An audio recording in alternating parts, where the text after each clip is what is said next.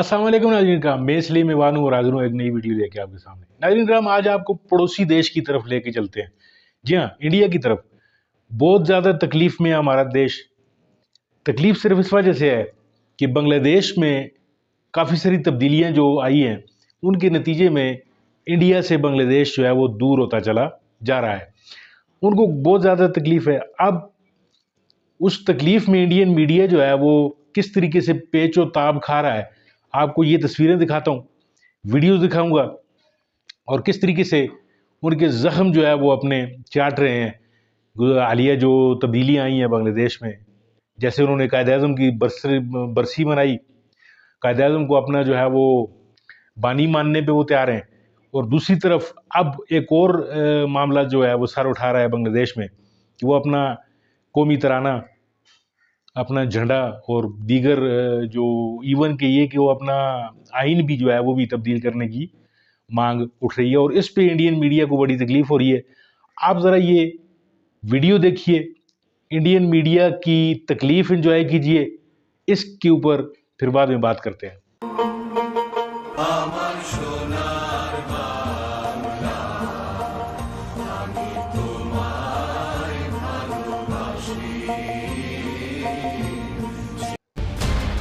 और अब जमाते इस्लामी बांग्लादेश ने बांग्लादेश के राष्ट्रगान, संविधान और झंडे तक को बदलने की मांग कर दी है। Bureau report, TV9 Bharatvarsh. Bangladesh में जो कट्टरपंथी हैं, जो लगातार बढ़ते जा रहे हैं, ये डिमांड कर रहे हैं कि पहली बात, बांग्लादेश का जो नेशनल फ्लैग है ये चेंज कर दो और फिर बांग्लादेश का जो नेशनल एंथम है वो भी चेंज कर दिया जाए। अब यहाँ पे एक बार को आप कहोगे बांग्लादेश में नेशनल फ्लैग बदलने की बात क्यों आ रही है? आप अगर इंडिया के आसपास ज़्यादातर जो मुस्लिम मेजॉरिटी कंट्रीज हैं, इनके फ्लैग्स आप अगर देखें तो फ्लैग्स में आपको जो रिलीजियस सिंबोलिज्म है ये आपको दिखेगा। For example Pakistan, Iran, Maldives, इधर Saudi Arabia, it is very much common. Bangladesh का आप अगर फ्लैग देखोगे ना तो प्राइमरली ये बांग्लादेश का जो बंगाली कल्चर है इसको ज़्यादा रिप्रेजेंट करता है। और आप अगर स्पेसिफिकली डिटेल में जाओगे तो जो ये ग्रीन कलर है फ्लैग का, ये रिप्रेजेंट करता है बांग्लादेश की ग्रीनरी, लश ग्रीन यहाँ पे आउटफील्ड है। और लाल जो कलर है ना, ये रिप्रेजेंट करता है उन लोगों का खून जो बहाया था पाकिस्तानी आर्मी ने 1971। और ये डिमांड है बांग्लादेश के नेशनल एंथम, नेशनल फ्लैग और इवन कॉन्स्टिट्यूशन को चेंज करने को लेकर। हालांकि बांग्लादेश में नेशनल एंथम को चेंज करने को लेकर ये डिमांड पहली बार नहीं उठ रही है, लेकिन शेख हसीना की सरकार जाने के बाद जब बांग्लादेश बुरे हालात से गुजर रहा है, ऐसे में इस डिमांड का उठना ये थोड़ा परेशान करने वाला है। देखिए इस डिमांड को लेकर क्या हेडलाइंस है। इसमें लिखा है imposed on us by India, यानी बांग्लादेश का जो नेशनल एंथम है अमार सुनार बांग्ला, उसे भारत ने थोपा है बांग्लादेश पर। बांग्लादेश के इस नेशनल एंथम अमार सुनार बांग्ला को लिखा था भारत के लेजेंडरी पोएट रविंद्रनाथ टैगोर ने, और अब इसी नेशनल एंथम को चेंज करने की बात कही जा रही है। हालांकि इस न्यूज के कई पहलू हैं, कुछ लोग इस डिमांड को सपोर्ट कर रहे हैं और कुछ बांग्लादेश में इस डिमांड को अपोज भी कर रहे हैं। दोनों ही पहलुओं पर बात करेंगे, लेकिन पहले बात करते हैं कि डिमांड अब आई कहां से। रिसेंटली ये डिमांड उठाई है अब्दुल्लाहिल अमान आजमी ने। ये बांग्लादेश आर्मी के एक फॉर्मर ब्रिगेडियर जनरल हैं। हालांकि 2009 में इन्हें बांग्लादेश की आर्मी से निकाल दिया गया था और पिछले 8 साल से डिटेंशन में थे।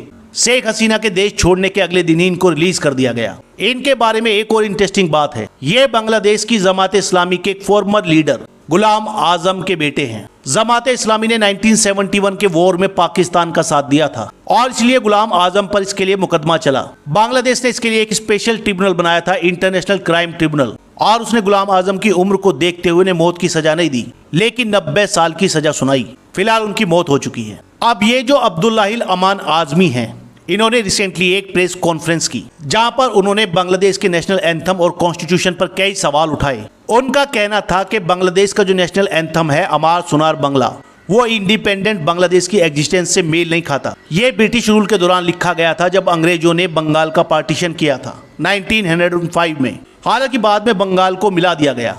अब अमान आजमी का कहना है कि वो एंथम जो बंगाल को यूनाइट करने के लिए लिखा गया था, वो इंडिपेंडेंट बांग्लादेश का नेशनल एंथम कैसे हो सकता है। और नेशनल फ्लैग के बारे में अभी भी डिस्कशन चल रहा है, मगर नेशनल एंथम की अगर मैं बात करूं ना, तो अभी के लिए बांग्लादेश की सरकार ने ये कहा है कि फॉर द टाइम बिंग, जब तक इंटरिम सरकार है बांग्लादेश में, इनके अभी के लिए कोई प्लान नहीं है नेशनल एंथम को चेंज करने के। फ्लैग को लेकर अभी भी कोई कमिटमेंट नहीं कर रहा, मगर एटलीस्ट नेशनल एंथम को लेकर ये कह रहे हैं कि नहीं, हम इसको अभी बदलेंगे नहीं। और आपको एक बहुत ही इंटरेस्टिंग फैक्ट बताता हूँ।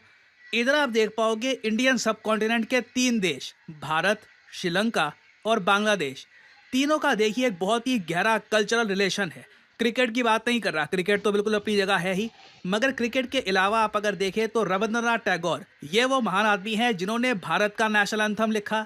बांग्लादेश का जो नेशनल एंथम है आमार सोनार बांग्ला, ये भी लिखा था रविंद्रनाथ टैगोर ने। और जो श्रीलंका का नेशनल एंथम है, हालांकि डायरेक्टली इन्होंने लिखा तो नहीं है, मगर इसके जो लिरिक्स हैं, जो इसका म्यूजिक है, उस पर एक बहुत ही बड़ा इन्फ्लुएंस है रविंद्रनाथ टैगोर का। लेकिन अब कुछ लोगों का मानना है कि बांग्लादेश का जो फ्लैग है उसमें इस्लाम का तो कोई सिंबल है ही नहीं। जैसे पाकिस्तान के फ्लैग में आप देख सकते हैं क्रेसेंट या स्टार। एक एंगल ये भी है कि बांग्लादेश का जो नेशनल फ्लैग है और बांग्लादेश का जो नेशनल एंथम है, उनमें किसी भी मुस्लिम व्यक्ति का कोई कंट्रीब्यूशन नहीं है। बांग्लादेश के फ्लैग का जो फाइनल लुक है, जैसा आज हम देखते हैं, उसे तैयार किया था शिव नारायण दास ने। वो बांग्लादेश के एक डिजाइनर थे। हालांकि पहले इसके रेड सर्कल पर बांग्लादेश का मैप होता था, लेकिन बाद में उस मैप को हटा दिया गया। इसी तरह बांग्लादेश का जो नेशनल एंथम है अमार सोनार बांग्ला, उसे लिखा था रविंद्रनाथ टैगोर ने। और इसकी जो मेलोडी है, यानी राग, यानी जिस तरीके से गाया जाता है, उसे लिया गया बांग्लादेश के बोल सिंगर गगन हरकारा के फेमस गाने आमी कोथे पाबोतारे।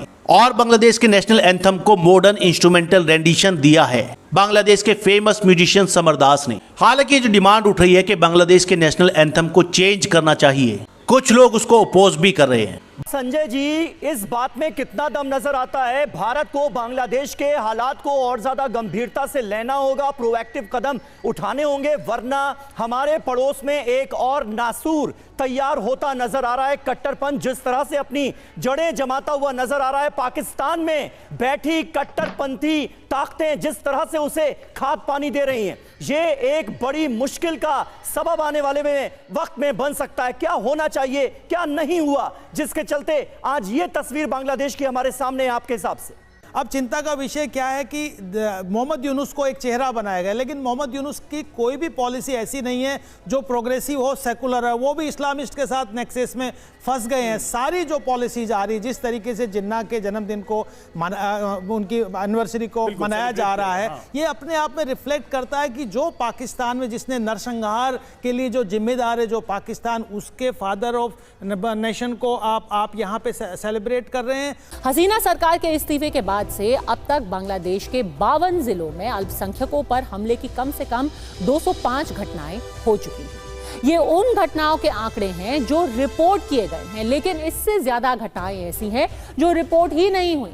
सवाल यह है कि बांग्लादेश में ये आग अचानक लगी या इसके पीछे सोची समझी इंटरनेशनल साजिश है, और अगर ये साजिश है तो इसके तार किन किन देशों से जुड़ते हैं? बांग्लादेश ने पाकिस्तान ऑर्डिनेंस फैक्ट्री को 40,000 राउंड गोला बारूद, 2,000 यूनिट टैंक वाले गोला बारूद, 40 टन RDX और 2900 हाई इंटेंसिटी वाले प्रोजेक्टाइल का ऑर्डर दिया है। बांग्लादेश को पाकिस्तान से हथियारों का ये शिपमेंट 3 चरणों में मिलने वाला है। और खबर यह भी है कि बांग्लादेश ऐसा करके रक्षा क्षेत्र में सहयोग के लिए पाकिस्तान के करीब और भारत से दूर जाने की कोशिश साथ साथ कर रहा है। और अब जमाते इस्लामी बांग्लादेश ने बांग्लादेश के राष्ट्रगान, संविधान और झंडे तक को बदलने की मांग कर दी है।